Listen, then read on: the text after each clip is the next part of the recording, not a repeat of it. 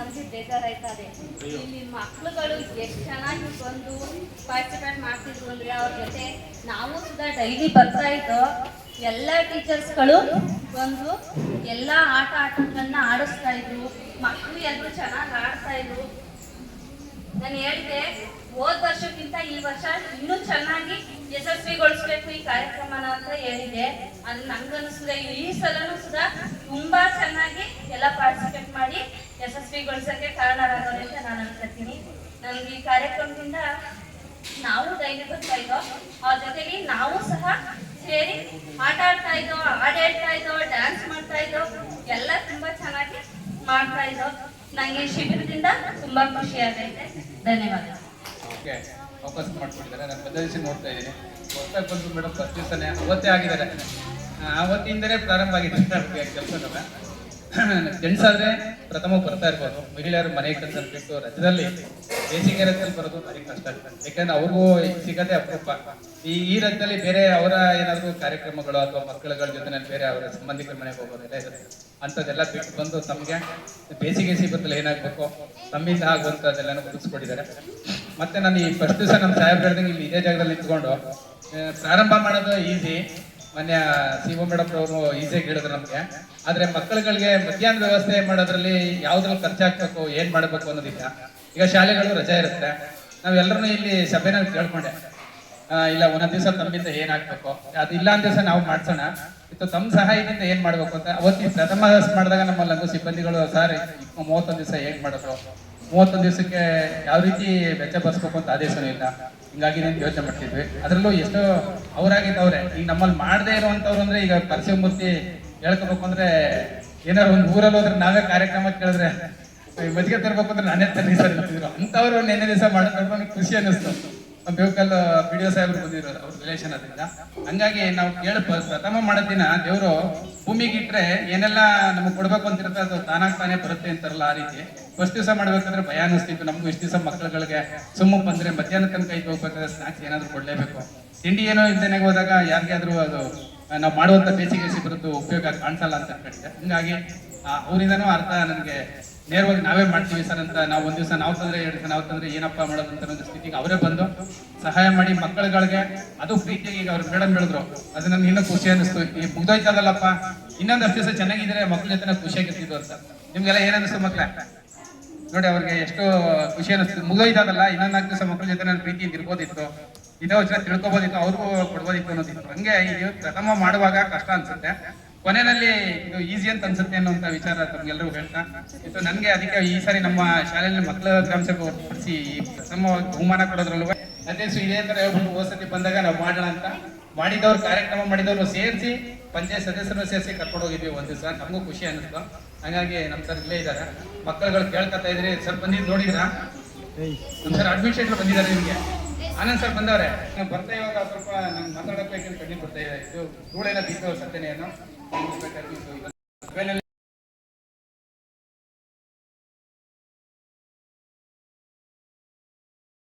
ಈ ಸಭೆಯಲ್ಲಿ ಮಾತಾಡೋಕೆ ಅವಕಾಶ ಕೊಟ್ಟಂತ ಇತ್ತು. ಇವತ್ತು ಏನ್ ನಿಮ್ಗೆಲ್ಲ ಅಷ್ಟುಚಿಂದ ಕಾರ್ಯಕ್ರಮಕ್ಕೆ ತಮ್ಮ ಕೈಲಾದ ಸಹಾಯನ ಮಾಡಿ ಸ್ನಾಕ್ಸ್ ಆಗ್ಬೋದು, ಇನ್ನೊಂದಾಗ್ಬೋದು, ಎಲ್ಲರೂ ಮಾಡಿದ್ದಾರೆ.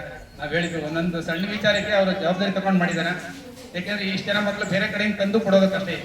ಒಂದ್ ದಿವಸ 2 ದಿವಸ ನಾವು ಮಾಡ್ಸೋದು ಮುಖ್ಯ ಅಲ್ಲ, ಅವರು ಒಂದ್ ದಿವಸ ನಾವು ಮಾಡಬೇಕು ಅನ್ನೋ ಮನಸ್ಥಿತಿ ಮಾಡಿದ್ದಾರೆ. ಹಂಗಾಗಿ ಇಷ್ಟು ಮಾತ್ರ ಅವಕಾಶ ಕೊಟ್ಟಂತ ಅವರೆಲ್ಲರಿಗೂ ಮಾಡಿರೋರಿಗೂ ಸಹ ಧನ್ಯವಾದ ಹೇಳ್ತಾ, ಇನ್ನು ಮುಂದೆ ಮಾಡುವಂತ ಕಾರ್ಯಕ್ರಮದಲ್ಲಿ ನಾವು ಇಲ್ಲೇ ಹೋಗಿ ಈ ಶಾಲೆಯಲ್ಲಿ ಇನ್ನೂ ಹೆಚ್ಚು ಅವ್ರಿಗೆ ಇದು ಕೊಡ್ಲಿ ಅಂತ ಹೇಳ್ತಾ ನಾನು ಮಾತಾಡೋಕೆ ಅವಕಾಶ ಕೊಡಂತ ಎಲ್ಲರಿಗೂ ಸಹ ಮುಕ್ತಾಯ ಮಾಡ್ತೀನಿ. ಹೇಳ್ತಾ ಇರ್ತೀವಿ, ಅಯ್ಯೋ ಯಾಕಪ್ಪ ಇದು ಈ ಪ್ರೋಗ್ರಾಮ್ ತಂದ್ರು ಮನೇಲಿ ಆರಾಮಾಗಿರ್ಬೋದಿತ್ತಲ್ಲ ಅಂತ ಅನ್ನಿಸ್ತಾ ಇರುತ್ತೆ. ಸ್ಟಾರ್ಟ್ ಮಾಡಿದ್ಮೇಲೆ ಏನಾಗುತ್ತೆ, ಅಯ್ಯೋ ಮುಗ್ದೋಯ್ತಲ್ಲ ಅಂತ ಅನಿಸೋ ಮಟ್ಟಕ್ಕೆ ಅಷ್ಟು ಚೆನ್ನಾಗಿ ಬರುತ್ತೆ ಪ್ರೋಗ್ರಾಮ್. ಈ ಒಂದು ಕಾರ್ಯಕ್ರಮದಲ್ಲಿ ಭಾಗವಹಿಸಿದಂತಹ ಎಲ್ಲರಿಗೂ ಕೂಡ ಧನ್ಯವಾದವನ್ನು ತಿಳಿಸಿದ್ದಾರೆ. ಮತ್ತು ಅವರ ಭಾಗವಹಿಸಿಕೆಯನ್ನು ಕೂಡ ಅವರು ಹೇಳಿದ್ದಾರೆ. ನಮ್ಮ PDO ಸರ್ ಅವರಿಗೆ, ಶಿವಲಿಂಗೇಗೌಡ ಸರ್ ಅವರಿಗೆ ಧನ್ಯವಾದಗಳು.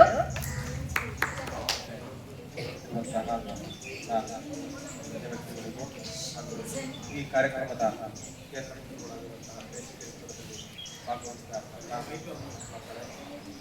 ಏನು ಜಿಲ್ಲಾ ಪಂಚಾಯತ್ ತಾಲೂಕು ಪಂಚಾಯತ್ ಮಂಡ್ಯ ವತಿಯಿಂದ 26 ರಮೇಶ್ ಅವರು ತುಂಬ ಆ್ಯಕ್ಟಿವ್ ಆಗಿ ಎಲ್ಲ ಈ ಕಾರ್ಯಕ್ರಮನ ಯಶಸ್ವಿಗೊಳಿಸೋಕ್ಕೆ ಅವರು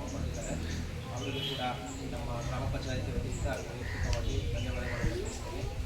ಹಾಗೂ ಎಲ್ಲ ಈ ಶಾಲಾ ಮುಖ್ಯ ಶಿಕ್ಷಕರಾಗ್ಬೋದು, ನಮ್ಮ ಪಿ ಡಿ ಒ ಆಗ್ಬೋದು, ಮತ್ತು ನಮ್ಮ ಗ್ರಾಮ ಪಂಚಾಯತಿ ಸಿಬ್ಬಂದಿಗಳು, ನೀರುಗಟ್ಟಿಗಳು ಆಗ್ಬೋದು, ಅವರೆಲ್ಲ ನಿಮ್ಮ ಜೊತೆ ಆಟ ಆಡಿದ್ದಾರೆ. ಅವ್ರ ವಯಸ್ಸಿನ ಅಂತರವನ್ನು ಮೀರಿ ನಿಮ್ಮ ಜೊತೆ ತುಂಬ ಲವಲವಿಕೆಯಿಂದ ಆಟ ಆಡಿದ್ದಾರೆ.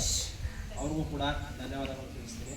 ಇನ್ನೇನು ಮುಂದಿನ ವಾರದಿಂದ ನಿಮಗೆ ಶಾಲೆ ಪ್ರಾರಂಭ ಆಗ್ತದೆ, ಎಲ್ಲರೂ ಶಾಲೆ ಸೇರ್ಕೊಳ್ಳಿ. ಮತ್ತು ತುಳಸಿ ಹೇಳ್ದಂಗೆ ಎಲ್ಲರೂ ಸರ್ಕಾರಿ ಶಾಲೆಯಲ್ಲೇ ಸೇರ್ಕೊಂಡು ಓದಿ. ಯಾಕಂದರೆ ಇವತ್ತೆಲ್ಲ ಯಾರೇ ಅಧಿಕಾರಿಗಳಾಗ್ಬೋದು, ದೊಡ್ಡ ದೊಡ್ಡ ಆಫೀಸರ್ಸ್ ಆಗ್ಬೋದು, ಆಲ್ಮೋಸ್ಟ್ 70% ಸರ್ಕಾರಿ ಶಾಲೆಯಿಂದ ಓದಿರೋರೇ ಕೂಡ ಸರ್ಕಾರಿ ಕೆಲಸ ತಗೋತಾರೆ. ಆದ್ದರಿಂದ ಸರ್ಕಾರಿ ಶಾಲೆ ಬಗ್ಗೆ ಯಾರು ಅಸಡ್ಡೆ ತೋರಿಸ್ಬೇಡಿ, ಚೆನ್ನಾಗಿ ಓದಿ.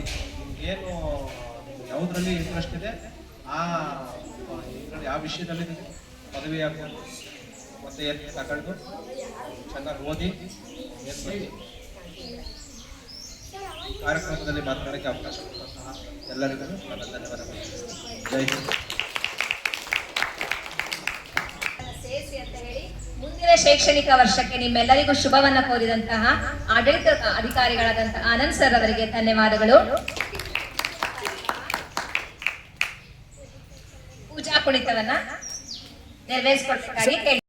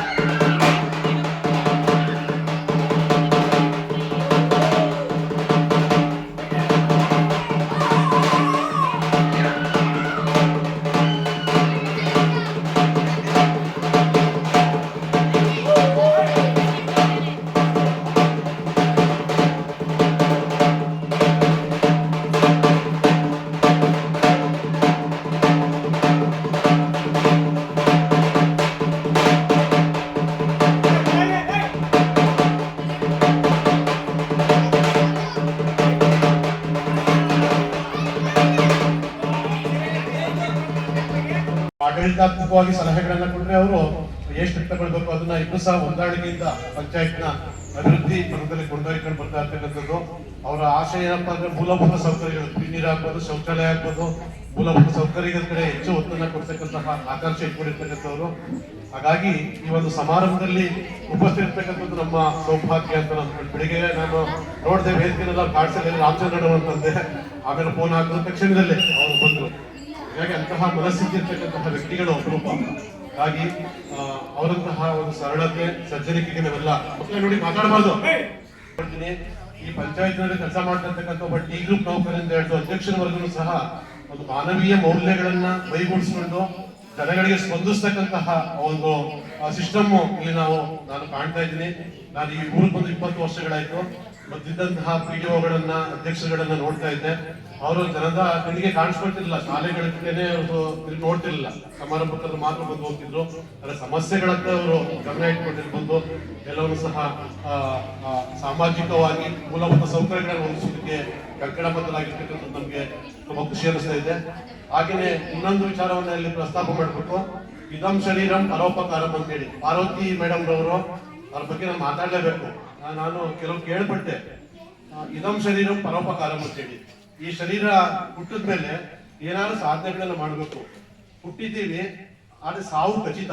ಹುಟ್ಟು ಸಾವಿನ ನಡುವೆ ಏನಾದ್ರು ಒಳ್ಳೆ ಕೆಲಸಗಳನ್ನ ಮಾಡಬೇಕು ಅಂತ ಮನ್ಸು ಮಾಡಿದ್ರೆ ಅದು ಶಿಕ್ಷಕ ವೃತ್ತಿನಲ್ಲಿ ಇಟ್ಕೊಂಡು ಅದು ಬಹಳ ಅಪರೂಪ.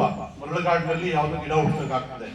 ಪಾರ್ವತಿ ಮೇಡಮ್ ರವರು ಶಾಲೆಯ ಬಗ್ಗೆ ಅಪಾರವಾದಂತಹ ಕಾಳಜಿನ ಇಟ್ಕೊಂಡು ಮಕ್ಕಳಿಗೆ ಸ್ವಂತ ದುಡ್ಡಲ್ಲಿ ಪೆನ್ನು ಪುಸ್ತಕಗಳನ್ನ ಕೊಟ್ಟು ಮತ್ತೆ ಅವಕ್ಕೆ ಕುಡಿ ನೀರು ಹಾಕ್ಬೋದು, ಶೌಚಾಲಯ, ಆಯುಷ್ ಆರೋಗ್ಯಗಳನ್ನು ಕೊಟ್ಟು ಚೆನ್ನಾಗಿರೋ ಕುಟುಂಬವನ್ನು ಕಾಪಾಡಿ ಅಂತ ಹೇಳ್ತಾ ನಾನು ಒಂದು ಶುಭವನ್ನು ತೋರ್ತಾ ಇದ್ದೀನಿ.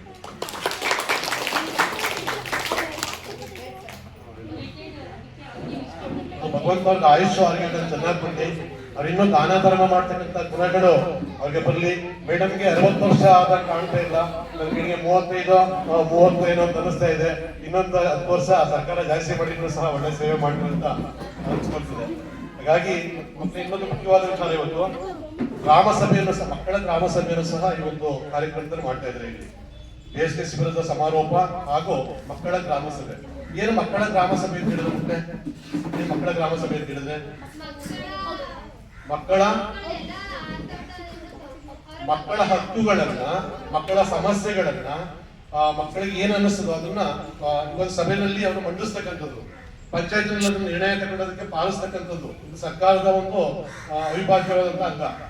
ಇಂದಿನ ಮಕ್ಕಳೇ ಮುಂದಿನ ಪ್ರಜೆಗಳು, ಇಂದಿನ ಮಕ್ಕಳೇ ಮುಂದಿನ ಪ್ರಜೆಗಳು. ಇಲ್ಲಿ ಕುಳಿತಿರ್ತಕ್ಕಂಥವ್ರು ಏನಾಯ್ತು ಅಂತ ಹೇಳಕ್ಕಾಗಲ್ಲ. ಒಬ್ಬ ಮುಖ್ಯಮಂತ್ರಿ ಆಗ್ಬೋದು, ಪ್ರಧಾನಮಂತ್ರಿ ಆಗ್ಬೋದು, ಒಬ್ಬ ಒಳ್ಳೆ ಡ್ಯಾನ್ಸರ್ ಆಗ್ಬೋದು, ಒಬ್ಬ ಭಾಷಣಕಾರ ಆಗ್ಬೋದು, ಒಬ್ಬ IAS ಆಫೀಸರ್ ಆಗ್ಬೋದು, ಈ ಗ್ರಾಮಕ್ಕೆ ಒಳ್ಳೆ ಹೆಸರು ತರ್ತಕ್ಕಂಥವ್ರು ಆಗ್ಬೋದು ಇವುಗಳು. ಆದ್ರೆ ಇವೆಲ್ಲವೂ ಸಹ ಬೆಳೆಯುವ ಸಿರಿನ ಮೊಳಕೆಯಲ್ಲಿ ಕಾಡು ಅಂತೇಳಿ ಸರ್ಕಾರ ಎಲ್ಲಾ ಮಕ್ಕಳ ಪ್ರೋತ್ಸಾಹಗಳನ್ನ, ಅಡಗಿರ್ತಕ್ಕಂಥ ಸುಪ್ತ ಪ್ರತಿಭೆಗಳನ್ನ ಹೊರ ಹಾಕ್ಲಿಕ್ಕೆ ಇವತ್ತು ಬೇಸಿಗೆ ಶಿಬಿರವನ್ನ ಏರ್ಪಡಿಸಿದೆ. ಮತ್ತು ಶಾಲೆಯಲ್ಲೂ ಸಹ ಶಿಕ್ಷಣವನ್ನ ಈಗ ಹಳೆ ಶಿಕ್ಷಣದ ಪದ್ಧತಿ ಇಲ್ಲ, ಹೊಸ ಶಿಕ್ಷಣ ಪದ್ಧತಿಯಲ್ಲಿ ಕ್ರಿಯೇಟಿವಿಟಿ, ಸೃಜನಾತ್ಮಕತೆಯನ್ನ ಬಳಸ್ಕೊಂಡು ನಾವೀನ್ಯಯುತವಾದಂತಹ ಕಲಿಕೆಗೆ ಹೆಚ್ಚು ಒತ್ತನ್ನು ಸರ್ಕಾರ ಕೊಟ್ಟಿರ್ತಕ್ಕಂಥದ್ದು.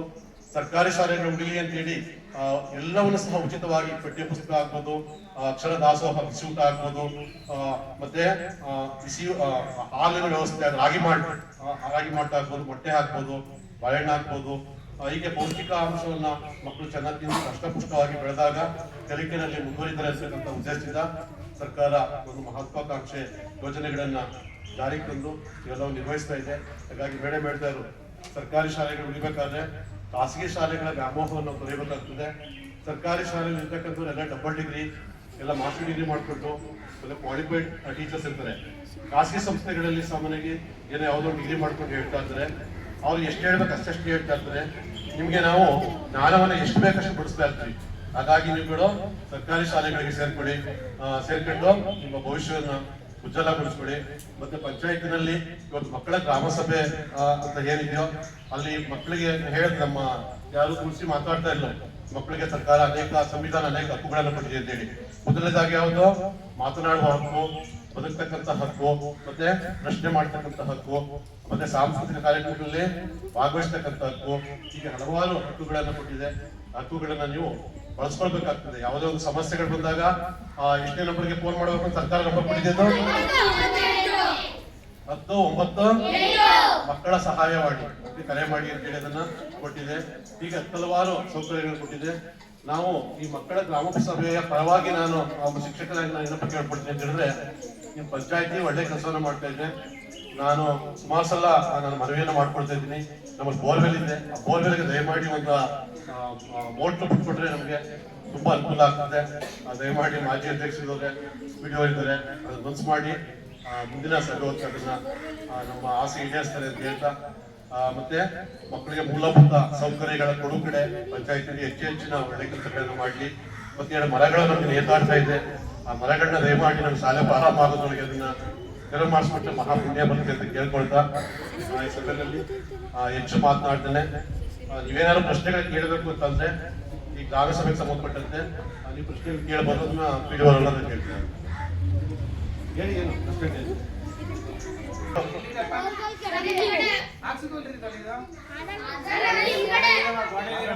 ಹಿಂಭಾಗದ ಹಳ್ಳಿಗಳು ಹೋಗಿದೆಯಂತೆ, ಅದನ್ನ ಪರಿಶೀಲನೆ ಮಾಡಿ ಅದನ್ನ ಬೋರ್ವೆಲ್ ನೀರು ಬರ್ತಲ್ವ ಅಲ್ಲಿ? ಅದೇನಾಗಿದೆ ಅಂದ್ರೆ ಬೋರ್ವೆಲ್ ವಿಚಾರ ಏನಾಗಿದೆ ಅಂದ್ರೆ 3 ಲೆಂತ್ ಮಿನಿಮಮ್ ಇರೋದು, 5 ಲೆಂತ್ ಇರಿಸಿದ್ರೆ ಒತ್ತು ಪ್ರೆಷರು ಜಾಸ್ತಿ ಆಗುತ್ತೆ, ಅದಕ್ಕೆ ನಮ್ಗೆ ಬಿಡಕ್ಕೆ ತೊಂದರೆ ಇಲ್ಲ. ಅದೇನಾಗುತ್ತೆ, ಈ ಕೈ ಕಾಲದಲ್ಲಿ ನೀರು ಹಾಳಕ್ಕೆ ಹೋಗುತ್ತೆ, ಮಳೆ ಬಿಟ್ಟರೆ ಸರಿ ಹೋಗುತ್ತೆ. ಇಲ್ಲ ಸರ್, ಬರೋದೇ ಹೋದ ವರ್ಷ ಅದೇ ಇದು ಇವ್ರು ಬಂದಿದ್ರಲ್ಲ ಸರ್, ಸ್ಟೇ ಆಗಿದ್ರಲ್ಲ, ಅದ್ರದ್ದು